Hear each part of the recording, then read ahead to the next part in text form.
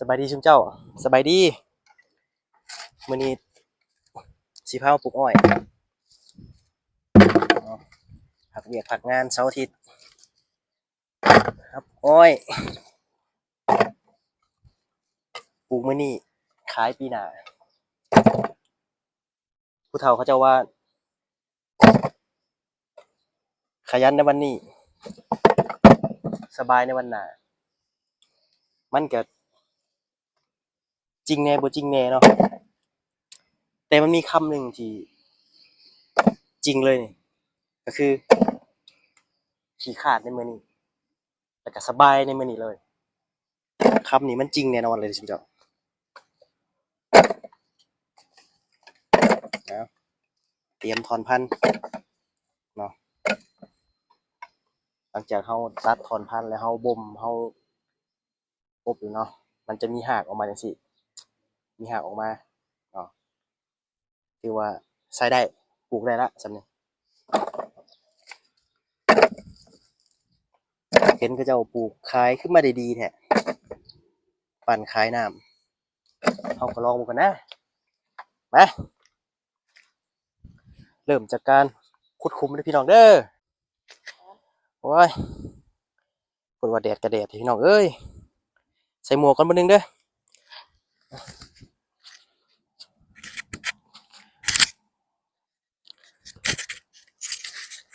มา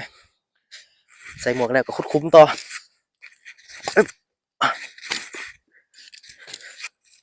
คุมก็บ่ต้องลึกปานใดเด้อพี่น้องเด้อนี่เนาะเอาประมาณนี้ล่ะพอดีกับถอนพันธุ์เฮาส่วนระยะห่างเนาะตามความเหมาะสมเลยเด้อ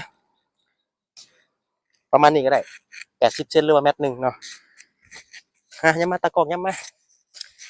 พี่น้องสิบ่เห็นได้มันไกลหลายเออตากล้องกับมือสมัครหลินพี่น้องเอ้ย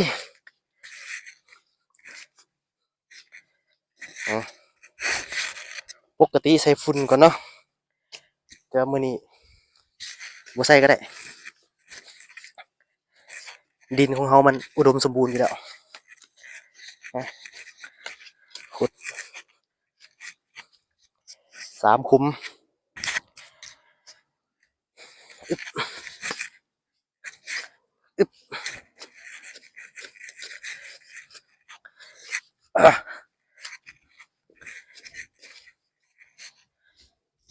4ขุมไวเถอะวะ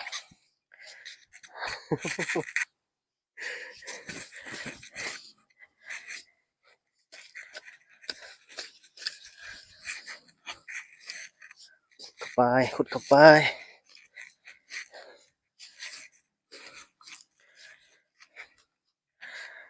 สมแม่ใหญ่อันนั้นเราว่าเนาะแม่ใหญ่อันใน TikTok หั้นนะคนขยันคนขยันอยู่ไหนก็ลำบากคนขี้เกียจอยู่ไหนก็สบายเฮ้ยกูสิขี้คร้านซะบ่อ่ะ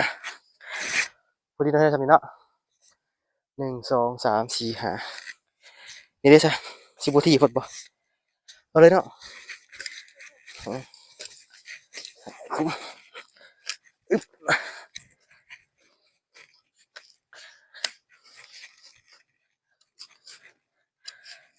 ฮึบฮึบเรียบร้อยคุมต่อไปอึบ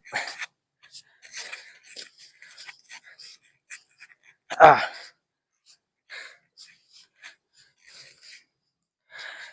โอเคมาทุกคนหลังจากเฮาขุดแล้วเนาะเฮาขุดคุมแล้ว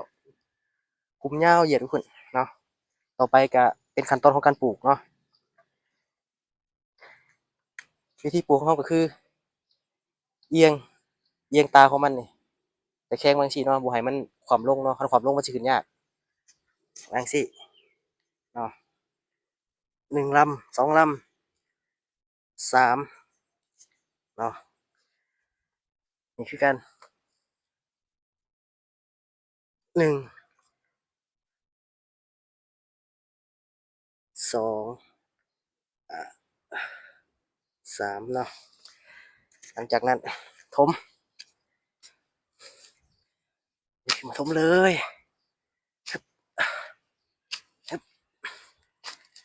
เนาะเสร็จสิ้นคมหนึ่งนี่คือกันกวาดลงมาเลยนี่สองคุมไปเรื่อยๆไปเรื่อยๆนี่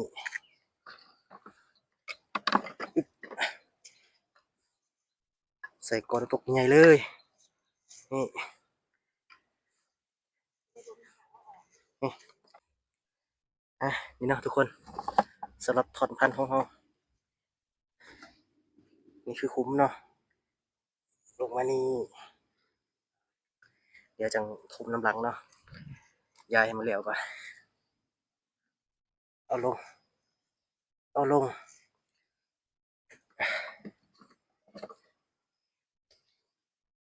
อยากได้ลายกระปุกใส่ลายๆนะ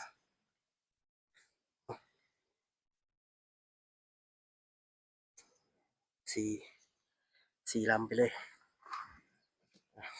คุ้มหนึ่งนี่ตัวนี้ก็สองนี่ก็สามสามีกับพ่อละคุ้มต่อไป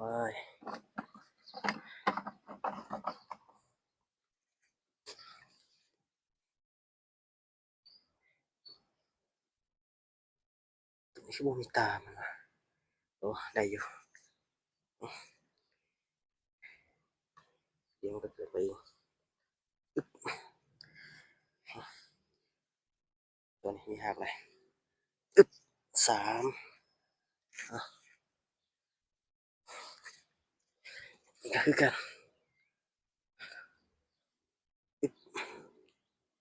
นี่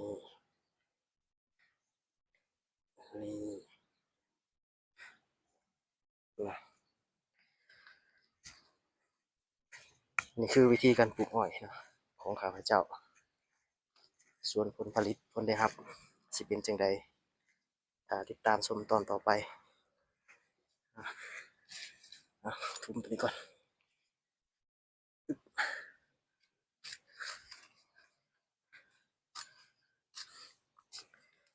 สำหรับมื้อนี้พอสำนี้ก่อนบ๊ายบาย